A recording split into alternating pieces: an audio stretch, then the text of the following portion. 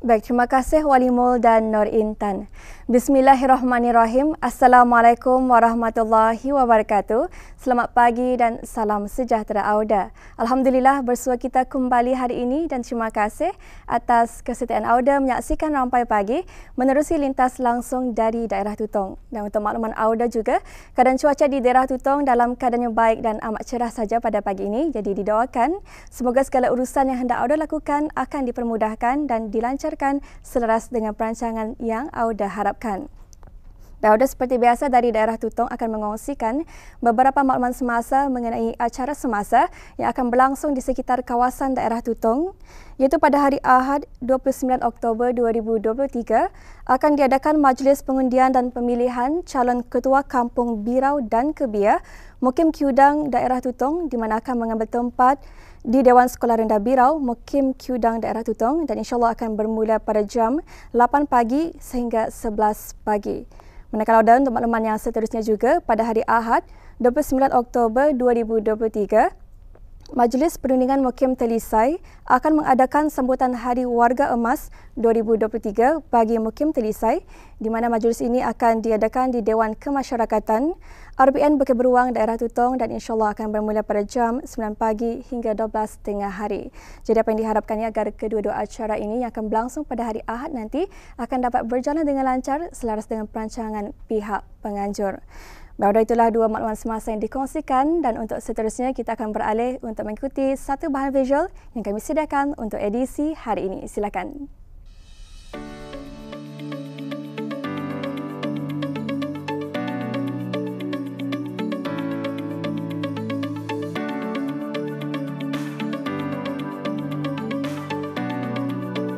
Anyaman merupakan salah satu seni kreatif yang unik yang hanya dilakukan oleh sebahagian orang.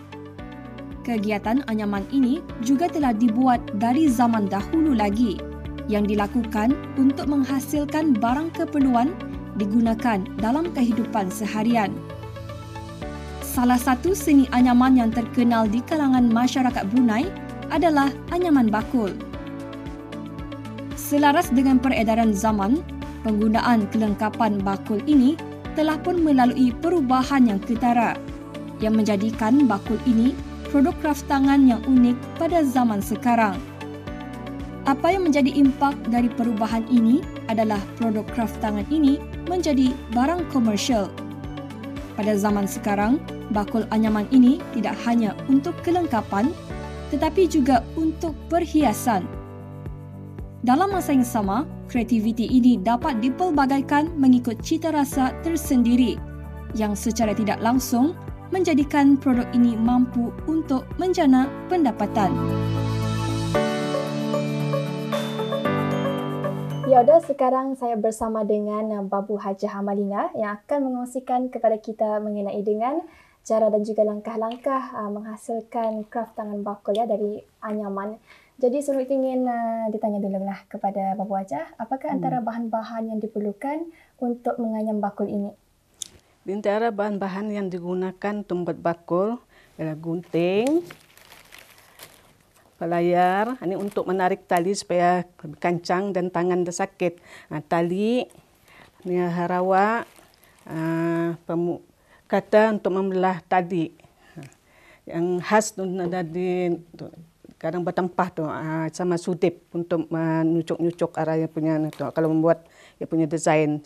Jadi kalau dari segi tali inilah adakah ia mudah didapati ataupun macam mana? Setelah negara tani dilanda Covid, jadi agak sukar untuk cari tali.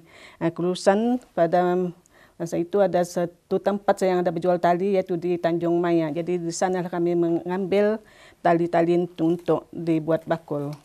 Jadi kalau dari segi yang Babu Hajah buatlah masa ini, apakah desain yang Babu Hajah hasilkan ni? Yang masa ni, yang ini saya buat kira anyaman langkah satu lah menggunakan rawa. Sudah naik ke atas menggunakan rawa, dah dianyam. Cuma dimasuk-masukkan tempat lubang-lubang rawa ni saja. Ini paling mudah, paling senang diikuti lah yang ini. Dan sudah siap nanti Tani boleh buat apa saya bentuk desain yang Tani suka. Boleh diubah sesuai lagi ya punya bentuknya ni. Jadi kalau boleh kongsikanlah lagi berapa banyakkah kira-kira jumlah bakul yang sudah Bapak Wajah hasilkan selama inilah? Memandangkan saya pun baru-baru berkecimpung dalam bagian anyaman bakul ini, kurang baru 3 tahun lebih sebatas-batas COVID. Dari sana saya mulai belajar dan hasilnya belum berapa banyak benar, boleh kurang dalam ada 20-30 lah, boleh jadi satu. Dan selama ini saya membawa bakul yang saya jual hasil buatan anak buah saya sendiri. Jadi sebab kami selalu kena upah di pesta-pesta jualan, di expo-expo kami selalu kena bawa. Jadi sana sambutannya agak menggalakkan. Jadi timbullah minat untuk belajar untuk membuat bakul, membuat sendiri. Sambil membawa yang anak buah punya, sambil membawa saya sendiri punya juga.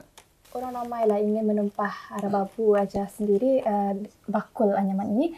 Macam mana orang boleh menumpah? Kami menerima tempahan dari orang ramai. Jadi kami sarankan supaya orang buat tempahan lebih awal sekurang-kurang, kalau lebih banyak sekurang-kurang 2 bulan ataupun sebulan sebelum acara diadakan. Kalau yang sedikit dalam 2-3 hari pun boleh. Okay, baiklah Auda, tanpa membuang masa lagi ya, kita seterusnya akan menyaksikan cara dan juga langkah-langkah untuk menganyam bakul ini bersama dengan Bapak Hajah Amanina. Jadi silakan Pak. Ini mula-mula sekali kita buat yang di bawah ni menggunakan langkah 1 saja, langkah 1. Biasa paling simple ni, paling senang. Lepas tu bila sudah naik ke atas, rawa ni kita sukat mengikut saiz yang kita mau besar kan, mau damit ya. Kita sukat tingginya, panjangnya. Lepas tu kita masukkan saja talinya ni, masukkan saja ke dalam lubang rawa ni, berselang sedilah ya.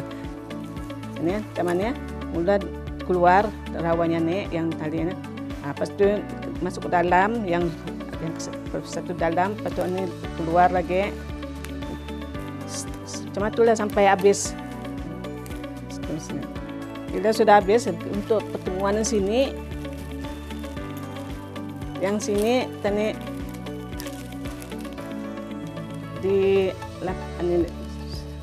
ditemukan sini ujungnya ni, baru memasukkan tali. Tidak payah diikat, ada orang yang main baikat, tapi saya tidak baikat. Saya masukkan talinya ni, macam ni lah hasilnya. Dan ini kira desain yang tadi ubah pendatang lah nek. Ini masukkan lagi katilah macam mana desain kita mau, macam mana mau berpulas-pulas macam ni, ataupun mau straight kah, mau menyerung kah, macam mana straight macam mana pun boleh. Kati tani lah membuat. Dan di atasnya supaya tahan lagi di bingkai tadi, bingkai. Ada juga orang mau menggunakan dawai, terpulang kepada pelenggan dah, kadang pelenggan sendiri ditetapkan orang mau karas, hanya yang di atas yang mau karas dimasukkan dawai. Selain bakul, ada juga beberapa jenis anyaman yang dipelbagaikan seperti tikar, rantai kunci dan sebagainya, bergantung kepada kreativiti dan kemahiran seseorang. Pembuatan bakul anyaman ini memerlukan kesabaran dan ketelitian yang tinggi agar bentuk yang diinginkan dapat dicapai dengan sempurna. Tambahan lagi, anyaman ini memakan masa dari 2 hingga ke 5 hari, bergantung kepada saiz dan bentuk anyaman yang dibuat. Seni anyaman ini boleh dipelajari dengan mudah apabila timbulnya minat untuk menguasainya. Saya melakukan kenyamanan ini start dengan tani dilanda COVID lebih kurang dalam 3 tahun lebih lah selepas saya besar dari pekerjaan saya. Jadi saya mula belajar sebenarnya akan dibuat selepas besar. Jadi saya cuba-cubalah belajar membuat bakul daripada kawan-kawan lah saya belajar. Mula-mula sekali saya belajar di warga emas. Di sana saya ikut belajar dan membuat yang simple lah yang mula saya buat yang bakul untuk bunga talur. Ini saya mula belajar membuat. Yang paling popular sana ialah anyaman bakul Vietnam dan menggunakan rawat. Itu yang paling populer Masani. Memang kami ada berjual tiap hari Kamis di Tamu. Saya berjual di bagian satu ke dan di Tamu mingguan bulanan di kampung Ukung sendiri. Saya ikut menyertai. Kadang-kadang di pesta-pesta jualan sama ada di dalam daerah ataupun di luar daerah. So, kadang-kadang kami kena undang untuk berjual di expo. Banyak kebaikannya, pertama tani dan buang masa tani. Memang tani pun dah merasa boring. Kalau tidak akan dibuat boring kan. Jadi masa tani pun dah terbuang macam itu saja. Dan tani orang boleh menggunakan pikiran tani boleh berjalan orang. So, tani pikir apakah tani buat, macam mana bentuk apa yang akan tani anyam, desainnya, size-nya apa. Memanglah banyak cabaran, suatu tani mesti yang sabar. Kalau sudah salah langkahnya, satu saya salah, semua tersalah tu, tidak mau bertamu tu. Diharapkan kepada orang ramai yang berminat lah, siapa yang berminat dalam anyaman, teruskan usaha untuk meneruskan anyaman dan disarankan juga kepada berbelia, kalau boleh berbelia belajar membuat anyamanan ni. Sebab belia-belia yang itulah yang akan jadi penapis yang akan datang. Kalau sudah kami yang tua ni sudah nada, jadi tidak hilang apa yang kami buat itu. Yang akan terus berjalan kalau ada yang pelapis ini. Usaha untuk mempertahankan keunikan seni ini haruslah diteruskan agar tidak ditelan peredaran zaman. Budaya negara bukan sahaja dicerminkan melalui bahasa pertuturan dan adat bersam bangsanya, tetapi juga dicerminkan melalui kehalusan kerja tangan bermutu tinggi. Seni warisan yang unik ini wajar diberi perhatian, sokongan dan bantuan supaya dapat terus dipelihara dan dimanfaatkan bersama.